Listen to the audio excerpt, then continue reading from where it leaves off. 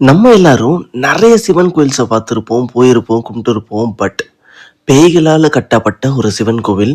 இத பேய்கள் கட்டிட்டு இருக்கும்போது மத்தவங்க பார்த்துட்டாங்கன்னு சொல்லிட்டு, அப்படியே அந்த கோவில விட்டு போனதாகவும், அந்த இடத்துல ஆட்சி செஞ்ச மன்னர், அதுக்கப்புறம் அவரோட ஆட்சிய மொத்தமா இழந்ததாகவும் சொல்லிட்டு, மத்திய பிரதேஷ்ல ஒரு கோவிலுக்கான ஒரு கதை இருக்கு. ஸோ அத பத்தி தான் இன்னைக்கு நம்ம வீடியோல டீட்டெயிலா பார்க்க போறோம். வாங்க வீடியோக்குள்ள போலாம்.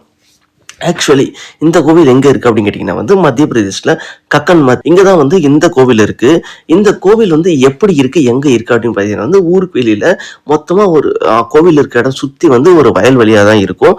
அந்த வயல்வெளிக்கு நடுவுல கிட்டத்தட்ட 100 அடிக்கு மேல ஒரு கோவில் இருக்கு. அந்த கோவில் முழுசா கட்டப்படாம பாதியிலே கட்டப்பட்டு நிக்குது.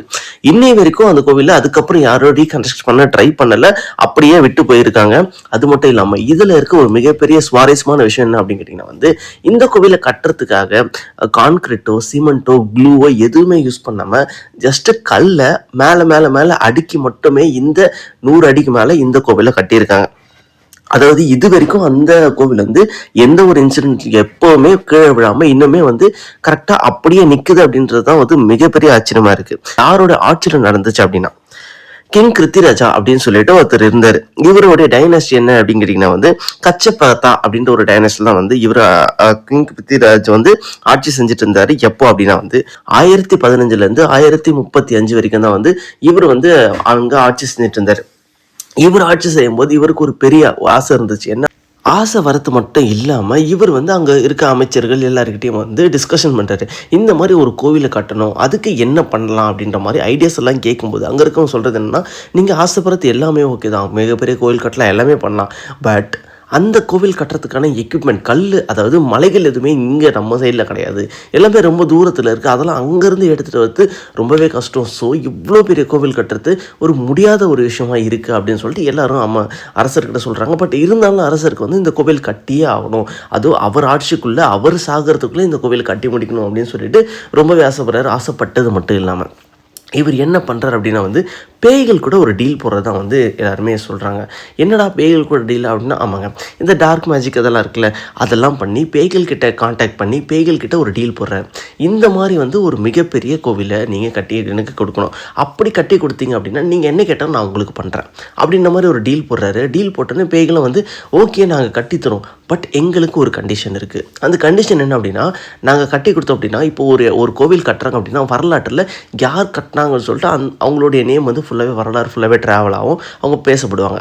பட் எங்களுக்கு ஒரே ஒரு விஷயம், நாங்கள் இந்த பேய்கள் தான் இந்த கோவிலை கட்டணும்னு சொல்லிட்டு மனுஷங்க உயிரோடு இருக்க யாருக்குமே இது தெரியக்கூடாது. இது தெரிஞ்சதுன்னா தேவையில்லாமல் கடைசி வரைக்கும் எங்களை பேசுவாங்க, எங்களுக்கு அது தேவையில்லாத ஒரு விஷயங்கள் அப்படின்ற மாதிரி ஒரு டீல் போடுறாங்க. ராஜாவை என்ன பண்ணுறாங்கன்னா, ஓகே நீங்கள் கட்டுங்க, உயிரோடு இருக்க யாருக்குமே அவர் தெரியாத மாதிரி நான் பார்த்துக்கிறேன் அப்படின்னு சொல்லிட்டு அங்கே இருக்க ஊர் மக்கள் எல்லாருமே கூட்டி இதுக்கப்புறம் இந்த பிளேஸ், அதாவது அந்த வயல்வெளிக்கு நடுவில் ஒரு பிளேஸ் இருக்குன்னு சொல்லலை, அது அந்த ராஜாவோட ஆட்சிக்கு அந்த ஊர்லேருந்து கொஞ்சம் வெளியில் இருக்குது, அதாவது கொஞ்சம் தள்ளி இருக்குது. ஸோ இந்த இடத்துக்கு யாருமே போகக்கூடாதுன்னு சொல்லிட்டு ராஜா என்ன பண்ணுறாரு, ஊர் மக்கள் எல்லாருக்குமே ஒரு ரூல்ஸை போடுறாரு. ரூல்ஸை போட்டதுக்கப்புறம் சரி எல்லாருமே ஊர் மக்கள் எல்லாருமே யாருமே அங்கே போகிறது கிடையாது. ஸோ பேய்களும் அந்த கோவிலை கட்ட ஆரம்பிக்கிறாங்க. அப்படி இருக்கும்போது ஒரே ஒருத்தர் மட்டும் என்ன பண்ணுறாருன்னா, அப்படி என்ன அங்கே நடக்குது, எதுக்கு ராஜா நம்மளை அங்கே போகக்கூடாதுன்னு சொல்கிறாரு அப்படின்னு சொல்லிட்டு ஒருத்தர் மட்டும் என்ன பண்ணுறாரு, யாருக்கும் தெரியாமல் அந்த இடத்துக்கு போகிறார். அப்படி போய் பார்க்கும்போது அங்கே என்ன நடக்குது அப்படின்னா, பெரிய பெரிய கற்கள் ரொம்ப தூரத்துலேருந்து அதுவாக ஆட்டோமேட்டிக்காக ட்ராவல் ஆகி அப்படியே அடுக்கு மேலே அடுக்காக நின்று ஒரு கோவிலாக உருவாகிறத அவர் நோட் பண்ணுறாரு. பார்த்து ரொம்பவே ஆச்சரியப்படுறாரு. ஆச்சரியப்பட்டது இல்லாமல் அவருக்கு ஒரு சைடு பயமாகவும் இருக்குது. ஸோ இதெல்லாம் அவர் பார்க்குறத அந்த பேய்களும் பார்த்துறாங்க. பார்த்த உடனே அந்த கோவிலை அப்படியே ஸ்டாப் பண்ணிட்டு போயிடுறாங்க. ஸோ இவர் பேய்கள் எல்லாமே ஸ்டாப் போயிட்டு இது ராஜாவுக்கு தெரியாமல் ராஜா என்ன பண்ணுறாரு அப்படின்னா ஐயோ நம்மளால் கட்ட முடியலையே அப்படின்னு சொல்லிட்டு ரொம்பவே வருத்தப்படுறாரு. வருத்தப்பட்டது மட்டும் இல்லாமல் அப்படியே அதுக்கப்புறம் அவருடைய ராஜாங்கம் அவருடைய ஆட்சி மொத்தமாக எவ்வளோ தூரம் ரொம்ப க்ரோத் ஆச்சோ அவ்வளோ தூரம் மொத்தமே அப்படியே அழிஞ்சு போகுது அப்படின்னு சொல்கிறாங்க. இதுக்கப்புறம் அவரோட பையனும் ஆட்சிக்கு வராரு. அவரும் ரொம்ப காலநிலைக்கில் அவரும் இறந்து போகிறாரு. அதுக்கப்புறம் அவருடைய பேரன் வராரு. அவருமே ஆட்சியில் ரொம்ப நாள் இல்லாமல் அவரும் மற்ற அரசர் கூட சரண்டரும் ஆயிடுறாரு. ஸோ இவர் கிருத்திராஜா இவருடைய ஜென்ரேஷன் இவரோட ஆட்சி மொத்தமாகவே எவ்வளோ தூரம் வளர்ந்ததோ மொத்தமாக அவ்வளோ தூரமே மொத்தமாக சரிஞ்சு போகிறத எல்லாருமே பார்க்குறாங்க.